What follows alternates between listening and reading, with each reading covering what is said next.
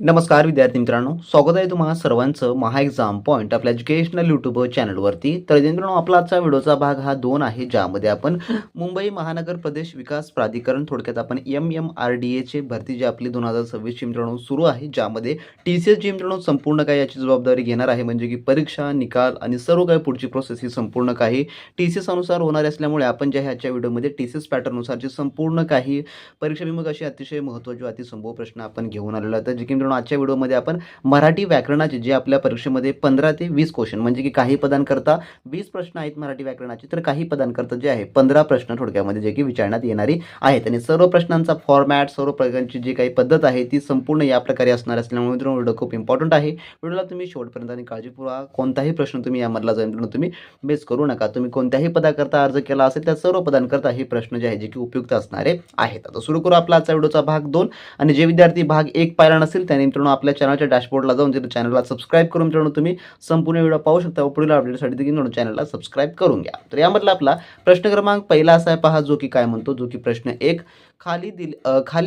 खालील समासाचा प्रकार ओळखा. तर या ठिकाणी आपल्याला एक शब्द दिलेला आहे, त्या शब्दाचा आपल्याला समासाचा जो की प्रकार या ठिकाणी ओळखायचा आहे आणि तो आहे पंचतंत्र. तर पंचतंत्र हा जो आहे थोडक्यामध्ये कोणत्या समासाच्या प्रकारामधला शब्द आहे या ठिकाणी. तर या ठिकाणी पहा, पंचतंत्र याच्यापासून काय अर्थ बनतो का, तर हो बनतो. तर पंचतंत्र या शब्दातील जे पहिलं पद आहे, म्हणजेच की हे जे पंच आहे, तर पंच म्हणजे काय, आपण पंच कायला म्हणतो, तर पंच म्हणजे की थोडक्यामध्ये आपण 5 जे काही 5 वस्तू एकत्र येऊन बनतात त्याला आपण पंच असं जे की म्हणतो. त्यामुळे पंच हे जे आहे थोडक्यामध्ये जे की संख्या विशेषण आहे. तर पंच म्हणजे काय, 5 हे संख्या विशेषणमध्ये येणार आहे, त्यामुळे हे संख्या विशेषण होणार आहे. आणि आपल्याला माहित आहे ज्या समासात पहिले पद संख्या असते त्याला आपण काय म्हणतो, त्याला थोडक्यात द्विगु समास असं जे आहे म्हणतो. मग यामध्ये आपल्याला द्विगु समास पर्याय कितीमध्ये पाहायला मिळत आहे, जे की पर्याय नंबर अ मध्ये. म्हणजेच की हा जो शब्द प्रकार आहे तो हा पंच म्हणजे का हा द्विगु समासाचा प्रकार होणारा असेल हा जो शब्द आहे. कारण का याच्यामध्ये संख्या विशेषण आल्यामुळे पर्याय नंबर याचं अ या ठिकाणी जे की उत्तर जे आहे ते होणार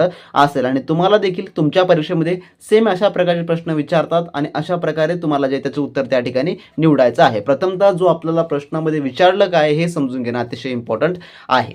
त्यानंतरचा प्रश्न दुसरा असा आहे, क्रिया आता घडत आहे हे जेव्हा क्रियापदाच्या रूपावरून कळते तेव्हा कोणता काळ होतो. तेव्हा जे आहे ते की कोणता काळ होतो असं म्हटलेलं आहे. तर जेव्हा जे की आता क्रिया घडत आहे असं जेव्हा आपल्याला बोध होतो, तर याचं उत्तर काय होईल, जे की पर्यायचं जे की सी वर्तमान म्हणजे काय, तर वर्तमान काळ. तर क्रिया आता घडते असा बोध क्रियापदाच्या रूपावरून होत असेल तर तो आपण वर्तमान काळ असं जे की म्हणतो. म्हणजे की ते सद्यस्थितीमध्ये चालू याच्यामध्ये ते चालू आहे आणि वर्तमान म्हणजे की जे काही घटना आता चालू आहे, जसं की मी तुम्हाला आता शिकवत आहे, ही वर्तमान मधली संपूर्ण क्रिया आहे.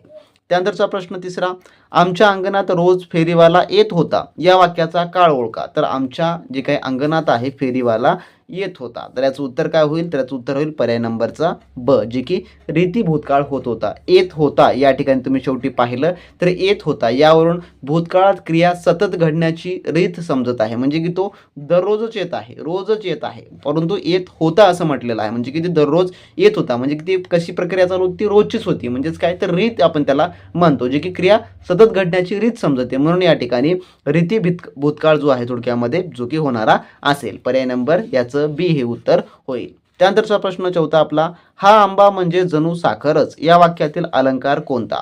हा आंबा जणू साखरच. तर या ठिकाणी आपण पाहिलं तर या वाक्यामध्ये जणू हा जो शब्द या ठिकाणी आलेला आहे. म्हणजेच काय, तर जणू हा शब्द काय दर्शवतो, तर या ठिकाणी एक गोष्ट लक्षात ठेवा, उपमेय हा जेव्हा उपमेय हे जणू उपमानच आहे अशी संकल्पना जिथे असते तेथे जे आहे कोणता अलंकार होतो, तेथे जे आहे उत्प्रेक्षा जो की अलंकार आहे जो की होतो. पर्याय नंबर याचं अ या ठिकाणी याचं उत्तर होणार असेल यावरून, कारण का यामध्ये जणू हा शब्द आलेला आहे म्हणून उत्प्रेक्षा अलंकार या ठिकाणी होणारा असेल. त्यानंतरचा प्रश्न आपला पुढील पाचवा, त्रिभुवन या समासाचा प्रकार ओळखा. तर त्रिभुवन या समासाचा प्रकार ओळखायचा आहे. जसं की आपण प्रश्न क्रमांक 1 मध्ये मी तुम्हाला सांगितलेलं होतं, सेम त्या प्रकारे या प्रश्नामध्ये तुम्हाला शोधायचं आहे. तर चला मग हा क्वेश्चन तुमच्यासाठी क्वेश्चन फॉर यू मधला मी क्वेश्चन देतो. जर तुम्हाला याचं उत्तर येत असेल तर खाली कमेंट बॉक्समध्ये कमेंट करून सांगा मित्रांनो. अन्यथा पुढील आपल्या 24 तासामध्ये या व्हिडिओचं मी उत्तर जे आहे खाली कमेंट बॉक्समध्ये मित्रांनो पिन करून ठेवेल. आणि तुम्हाला प्रश्न क्रमांक पहिला जर समजला असेल, प्रश्न क्रमांक तुम्हाला याचं जे पाचवाचं जे उत्तर येणं मित्रांनो अपेक्षित आहे, कारण का सेम तुम्हाला असे प्रश्न परीक्षेमध्ये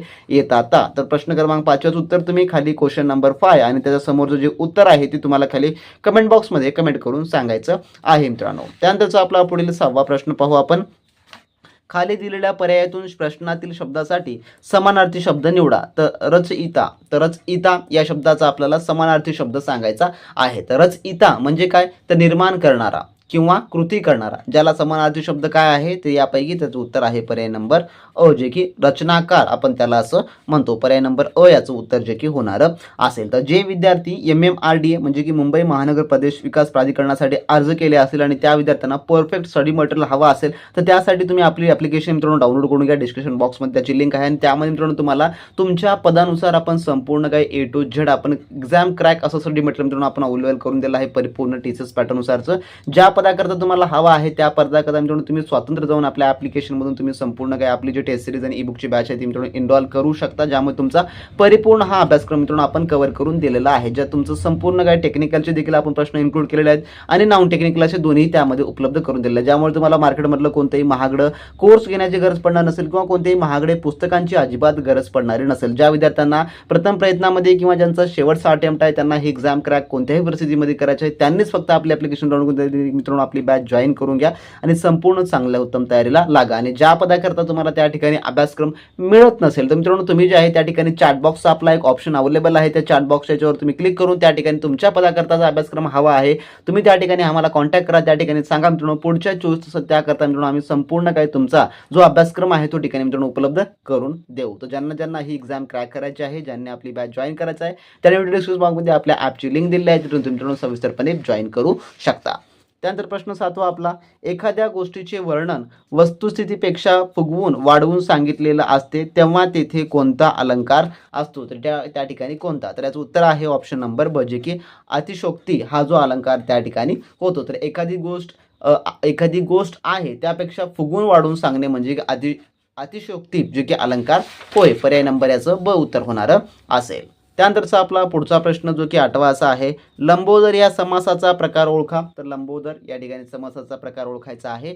तर लंबोदर तर या ठिकाणी पहा लंब आहे उदर ज्याचे असा तो या ठिकाणी असा याचा अर्थ होतो. म्हणजेच काय, तर लंबोदर आपण कोणाला बोध देतो तर गणपती. तर गणपतीला आपण लंबोदर असं देखील म्हणजे की लंब आहे उदर ज्याचा असा तो. तर यात पहा दोन्ही पदे महत्त्वाची नसून तिसरा पदाचा बोध होतो. आपण त्याला काय म्हणतो मग, त्याला जे आहे जे की बहुविरही समास असं जे आहे ते म्हणतो. पर्याय नंबर याचं ब या ठिकाणी उत्तर होणारं असेल. त्यानंतरचा पुढचा प्रश्न 9वा.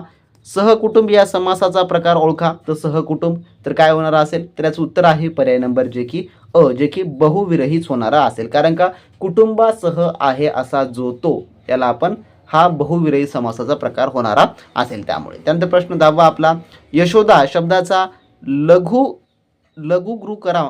गुरुक्रम जे की खालीलपैकी कोणता आहे. तर लघु गुरुक्रम या ठिकाणचा तर कोणता होणारा असेल, तर पर्याय नंबर याचं ए हे जे की उत्तर होणारं असेल. ज्यामध्ये रस्व लघु शो दीर्घ गुरु आणि दा हे जे आहे थोडक्यामध्ये दीर्घ गुरु हा असं होणारा असेल. म्हणून पर्याय नंबर याचं अ हे उत्तर होईल. त्यानंतर प्रश्न 11वा. खाली दिलेल्या पर्यायातून प्रश्नातील शब्दासाठी समानार्थी शब्द निवडा. विस्मयकारक. तर विस्मयकारकाचा आपल्याला या ठिकाणी जो काय करायचा समानार्थी निवडायचा आहे. तर याचं उत्तर आहे अद्भुत हा जो होणारा असेल. तर विस्मयकारक म्हणजे आश्चर्यचकित करणारे, ज्याच्या समानार्थी शब्द अद्भुत असा जो आहे थोडक्यात होतो. त्यानंतर प्रश्न 12वा. घड्याळ समोर येऊन उभे राहते.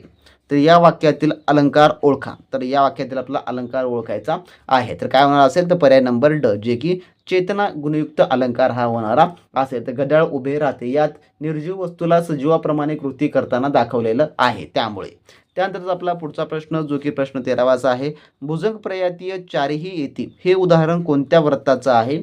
तर याचं उत्तर आहे ऑप्शन नंबर पर्यायचं जे की सी भुजंग प्रयात या वृत्ताचं होणारं असेल. तर भुजंग प्रजातीय चारही येती हे सरळ भुजंग प्रताय व्रताचं लक्षण किंवा उदाहरण आहे. त्यानंतर आपला 14वा प्रश्न. दिलेल्या शब्दाचा विरुद्धलिंगी शब्द ओळखा. युवकचं विरुद्धलिंगी तर पर्याय नंबर ब जे की युवती हे जे आहे थोडक्यामध्ये होतं. त्यानंतर प्रश्न आपला 15वा. न हे मुख असे पद्म भंग हे नच कुंतल पदांश खालीलपैकी कोणत्या अलंकाराचं उदाहरण आहे. तर याचं उत्तर आहे ऑप्शन नंबर अ, जे की अपहनुती. न हे मुख यात उपमयाचा म्हणजे की मुखाचा निषेध करून ते उपमान म्हणजे की पद आहे असं सांगितलं आहे, म्हणून हा अपहनुती अलंकार या ठिकाणी होणारा असेल. पर्याय नंबर याचं काय होईल, तर पर्याय नंबर याचं अ या ठिकाणी जे की उत्तर जे आहे ते होणारं असेल. तर असे मित्रांनो आजच्या व्हिडिओमधले आपले टॉप 50 क्वेश्चन होते, जे की 15 प्रश्न जे आपण मराठी व्याकरणामधले आपण पाहिलेले आहेत. तर रेग्युलरली आपण तुमच्यासाठी नवीन नवीन सब्जेक्ट, नवीन नवीन टॉपिकवरच्या आधारित संपूर्ण काही प्रश्न या ठिकाणी पाहत असतो, जे की परीक्षेभिमुख अतिशय महत्त्वाचे, अतिसंभाव्य असतात. जर तुम्हाला अशा प्रकारची संपूर्ण काही प्रश्न रेग्युलरली पाहिजे असेल तर चॅनलला सबस्क्राईब करून घ्या मित्रांनो, जेणेकरून तुम्हाला अपडेट मिळतील. आणि जे विद्यार्थी अजूनही आपली स्पेशली बॅच जॉईन केलं नसतील त्यांनी लगेचच्या लगेच व्हिडिओ डिस्क्रिप्शन बॉक्समध्ये आपल्या ॲपची लिंक दिली आहे. तर मित्रांनो संपूर्ण काही आपल्या ॲपमध्ये जाऊन MMRD जी तुमच्या पदाकरता असलेली बॅच मित्रांनो जॉईन करून चांगलं उत्तम तयारीला लागू शकता. भेटू नेक्स्ट व्हिडिओमध्ये नवीन माहिती, नवीन अपडेट सोबत. तोपर्यंत मित्रांनो बी प्रॅक्टिस क्रॅक एक्झाम.